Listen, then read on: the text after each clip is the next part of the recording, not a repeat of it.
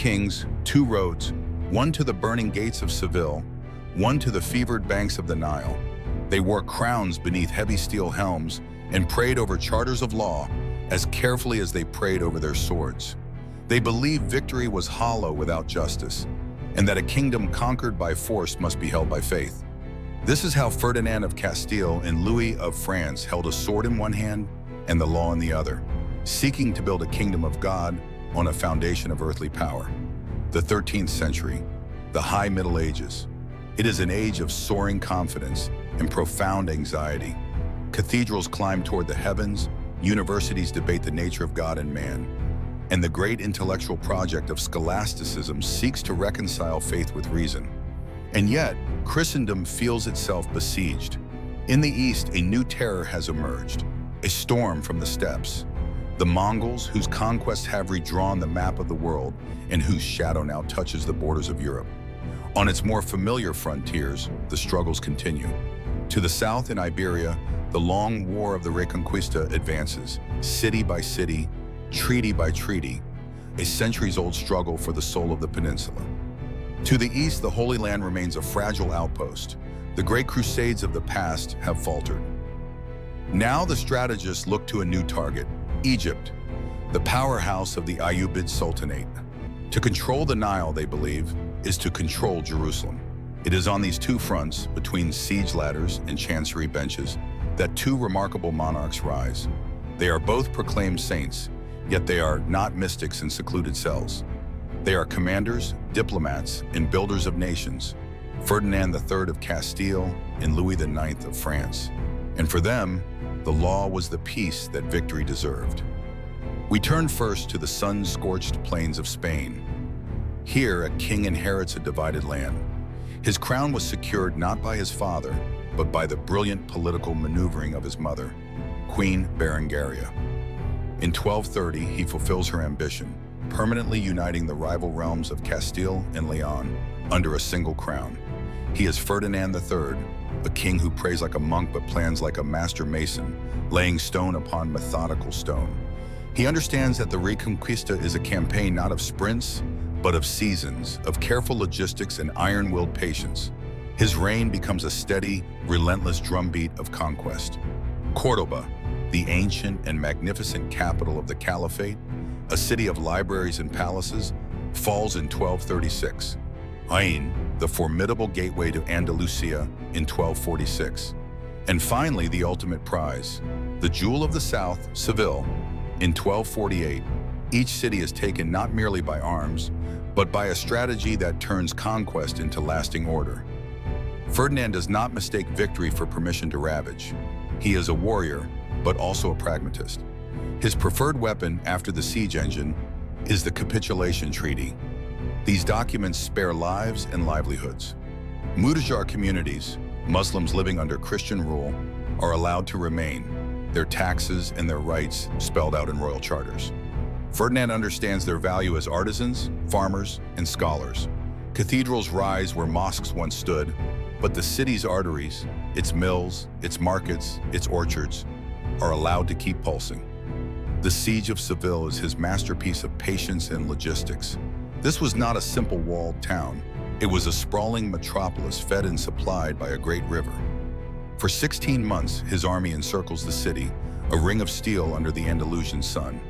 He commissions a navy and tasks his admiral, Ramon de Bonifaz, to do the impossible, sail up the Guadalquivir and break the great chain and bridge of boats that was the city's lifeline. The navy succeeds, smashing the bridge and choking the artery that fed Seville.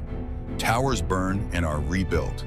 Hunger, slow and inexorable, becomes the ultimate weapon. When the city finally yields, Ferdinand's first act is to kneel in his tent and give thanks. Only then does he stand to govern. His sanctity is structure. He understands that a conquered kingdom needs more than a garrison. It needs laws. He sponsors the great legal project that will become the foundation of Spanish law for centuries, the Siete Partidas, an attempt to create a unified legal and moral framework for his new diverse kingdom. He founds the University of Salamanca, turning a frontier kingdom into a center of European learning. In 1252, after a long and momentous reign, his life concluded.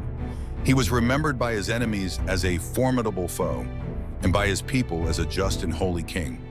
Where Ferdinand's mission was to build his kingdom inward, the gaze of his contemporary Louis IX of France points outward. His personal piety was legendary. He wore a simple hair shirt beneath his royal robes, fasted rigorously, and cared for the poor with his own hands. But this asceticism was paired with an iron sense of kingly duty. Before he could bring God's justice abroad, he believed he must perfect it at home. He becomes famous for holding court not in an imposing hall, but under a great oak tree at Vincennes, where any subject, rich or poor, could bring their grievance directly to him. He dispatches royal investigators, the enquête, to travel the kingdom and hear complaints against his own officials, making restitution from his own treasury for abuses. He strengthens the Parlement of Paris, transforming it from a feudal council into the highest court in the land. And in Paris, he built Sainte-Chapelle, a chapel of impossible beauty, a soaring cage of stained glass designed to house precious relics. It is a testament in stone and light to his profound faith. Then, having done his duty as a king, he takes up his vow as a crusader. In 1249, his massive army lands in Egypt. The landing is a stunning success. Damietta, the fortress that had cost a previous crusade months of effort and a heavy price, falls in a single day. But the victory breeds a fatal arrogance. The army presses inland toward Cairo. The Nile, their intended highway to victory, becomes their prison, its canals and tributaries a maze they do not understand.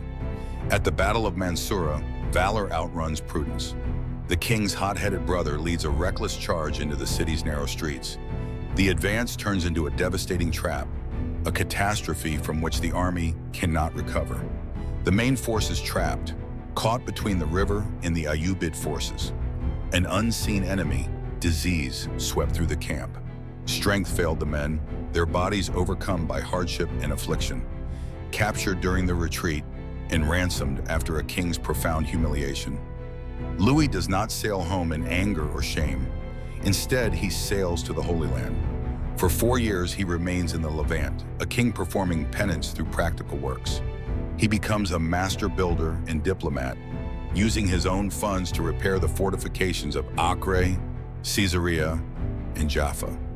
He restores faith in Frankish leadership, not with glorious charges, but with the steady labor of stonemasons and the careful negotiation of truces. Years later, an older, more somber Louis sails again. This is the Eighth Crusade, launched against Tunis in 1270. It was a last, desperate hope, a gambit founded on the flawed intelligence that the Sultan of Tunis might be converted to Christianity. It was not to be. Fever swept through the camp.